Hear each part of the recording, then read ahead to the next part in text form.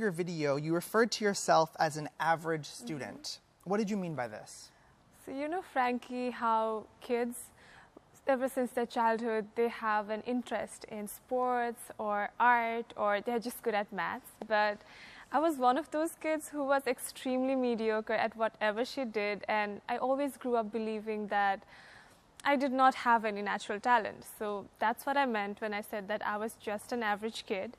But as I grew up, I realized that hard work could always beat talent. And you know, right now I'm still the same average kid, but I believe that with hard work and dedication, I can be whoever I want to be.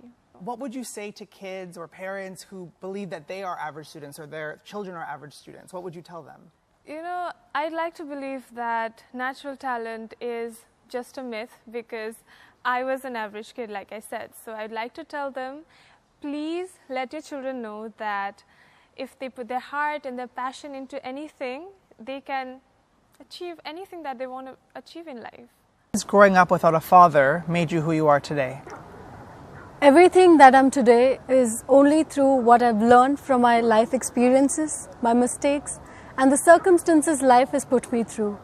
And my father abandoning us when I was only 7 years old has turned me into a strong, confident and independent woman that I'm today, and has shown me how courageous a woman could be through my real life superwoman, my mother, as she not just filled my father's shoes perfectly, but also has been the best example of a self-empowered woman.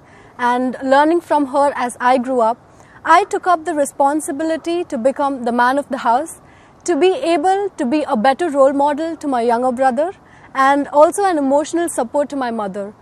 And if it's my mother's unconditional love that kept me going, it is my father's absence that drove me to find the purpose of my life, that is to stand with those who are abandoned by the society just like me. So I truly believe that everything in the world happens for a reason, and it's not the circumstances that define you, but it's how you face it that makes who you are. So Bosnia and Nepal. What is the biggest problem faced by your country, and how would you solve it? Unemployment has been one of the biggest challenges that we've been facing as a country, as a lot of youth are migrating to foreign countries for job opportunities. So I believe that creating more jobs through tourism, which happens to be one of our biggest strengths as a country, is a way to go about it. I would like to promote to the world that Nepal is a country of diverse culture, ethnicity, and religions, traditions, and we are just people who love celebrations, we love festivals, and I'd like to welcome the world to Nepal with big, bright smiles. Thank you, Nepal, and thank you, everyone.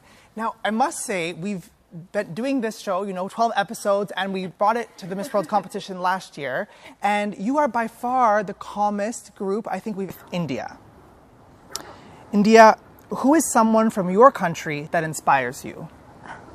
in addition to the two strong pillars of my life, my mother and my grandmother, I have been truly inspired by our former president, who is also known as the Missile Man of India, Dr. APJ Abdul Kalam, who I deeply revere to as a father figure. And his story from being a small town boy who is a newspaper vendor to having an invention on his own name has always given me hopes in life. And his quote that states, "A dream is not something that you see when you're sleeping, but it's something that does not let you sleep," has always been my reason to never give up in life. So it would definitely be him.